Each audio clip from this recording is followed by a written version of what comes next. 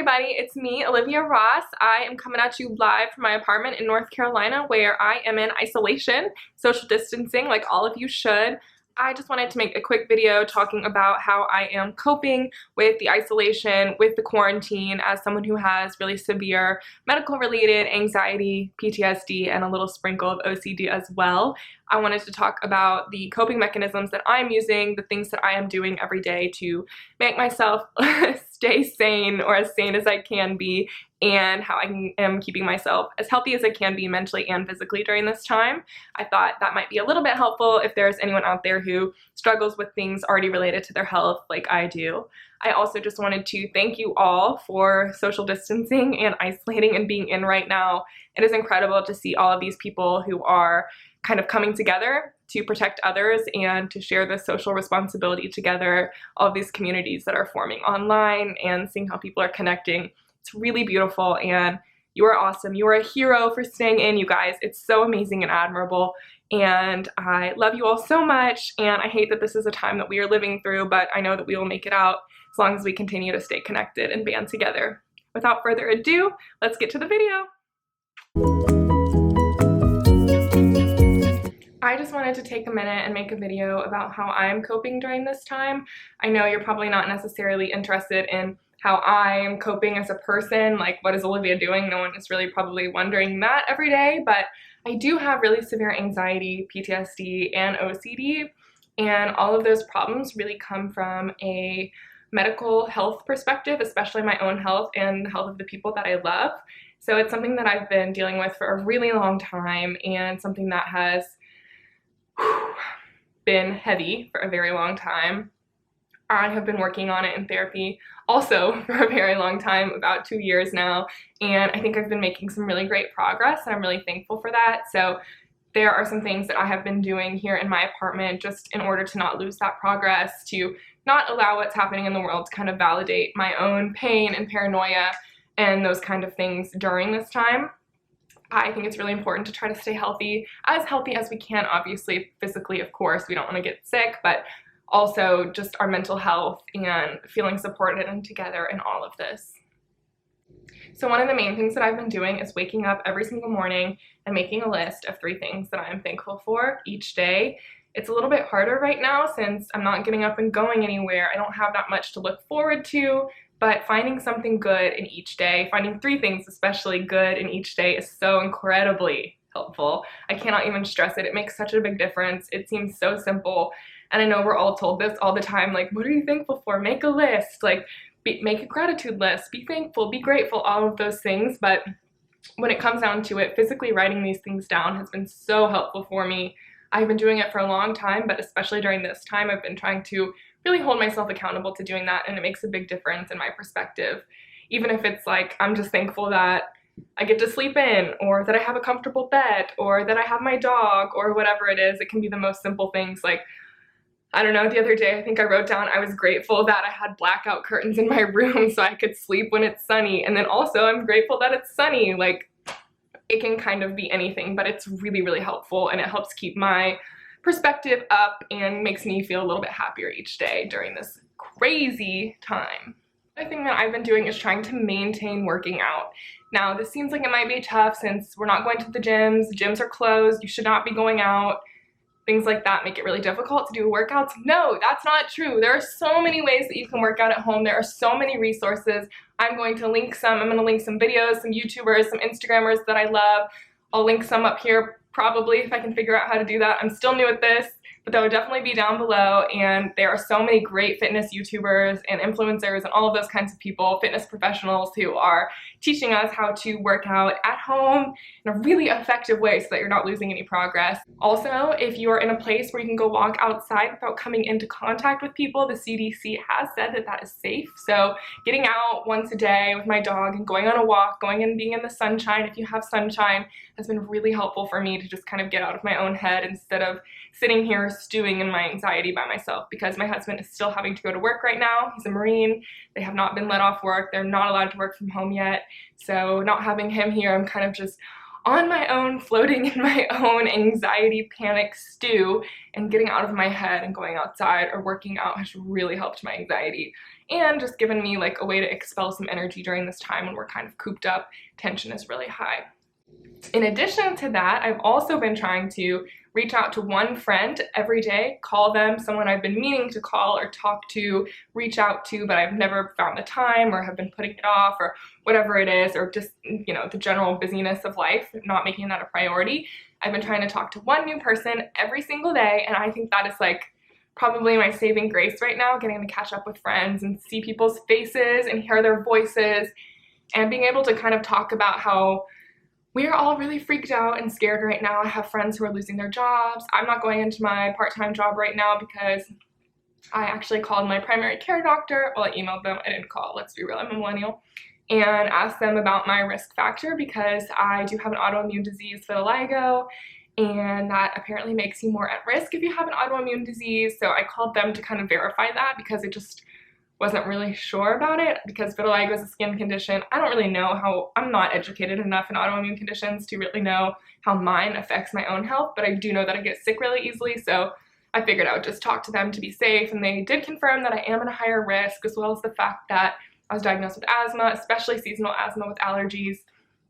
I haven't had to use an inhaler in a really long time, so they said that they don't think it's that big of a risk for me, but that I still am more at risk than someone who has traditionally healthy lungs. So that kind of confirms that I shouldn't be going into work if I don't have to, and I'm so blessed and so incredibly privileged and lucky to be able to not have to go in right now during this time and keep myself and others safe, because again, Jerome is still going to work, so he is coming in and out each day from a place with tons of people. Who knows if one of us is carrying it as well, so I feel glad that I don't have to worry about that social irresponsibility of carrying it and passing it on to other people as well. And I know there are so many people who have lost their jobs, who are out of work, and it breaks my heart, and I definitely do not lose sight of the fact that I'm really privileged in this situation right now. There's so many places that you can donate to help people. You can call your senators and encourage them to help bail out the service industry, and I highly recommend that you do that. We have so much free time right now, so it's a great time to get involved politically in whatever way you can, and I highly encourage that. It creates a sense of purpose, a sense of belonging, and it makes you feel like you're really doing something in a time where you know, so many of us feel so helpless. So I really recommend doing that. I will include some resources down below for places you can donate to help relieve funds during this time, research, and also some political resources as well. Another thing that I have been doing is trying to reduce my own guilt.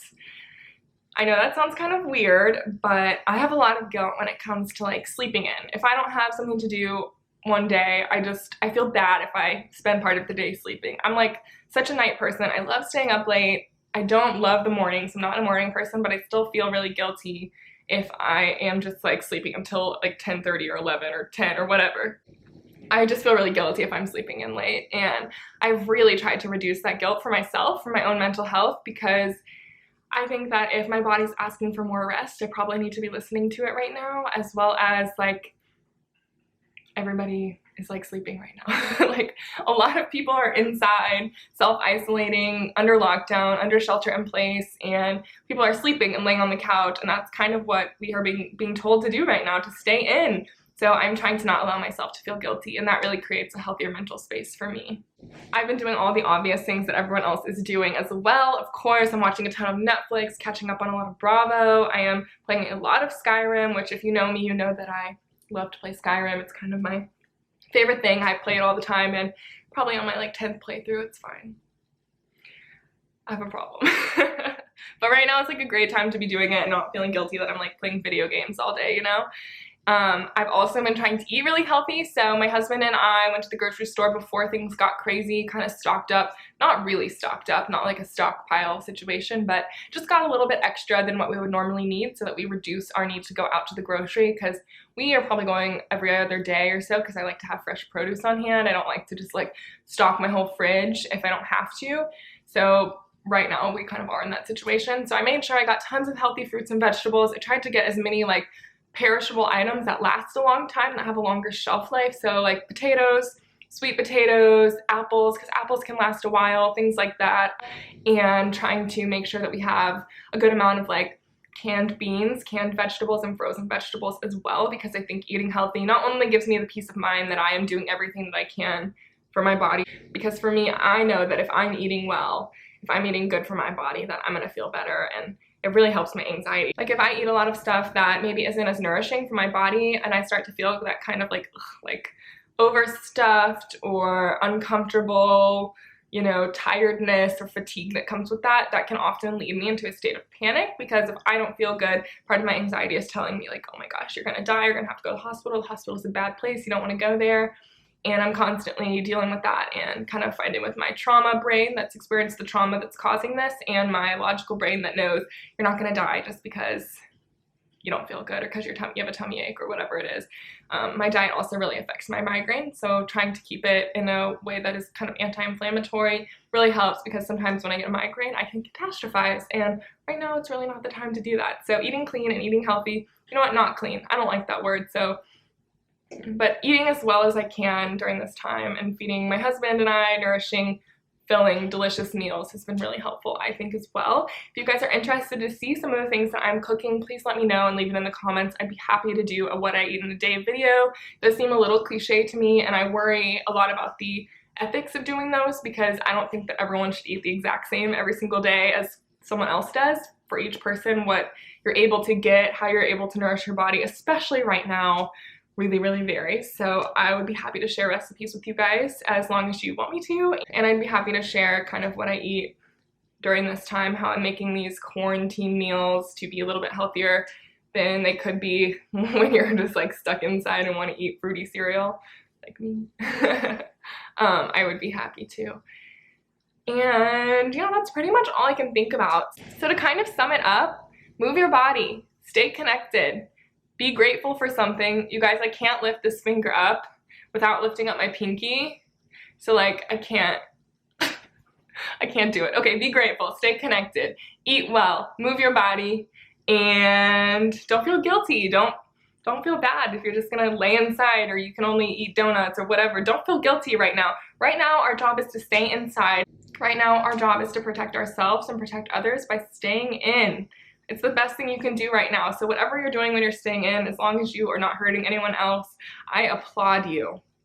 Seriously, don't hurt yourself, don't hurt others. Do no harm, guys. We can get this virus to stop spreading if we all stay in and follow these guidelines. And oh my gosh, I love you all so much. I am here for you. I support you. And if you are feeling anxious, if you have some of the same things that I struggle with, let me know. We can chat, we can be friends, we can deal with this together. None of you are alone in this. I am right here with you, and I know there are communities all across the internet, all across YouTube, all across Instagram who will be encouraging and supporting you. So I love you guys once again, and thank you so much for being here. Thank you for listening to me rant and ramble once again. I really appreciate it, and I cannot wait to see you all on the other side of this, out and about in the world. Stay strong, stay healthy. All right, don't forget to subscribe. Don't forget to like my video, give it a thumbs up, and follow me on Instagram. I think that's everything. Thank you so much. Leave me a comment if you have any suggestions. If you want to see an at-home workout or any recipes, please let me know. Leave me a comment, and I will get back to you, and there will be more videos coming from inside my apartment where I am staying until further notice, and you should too. All right, bye-bye.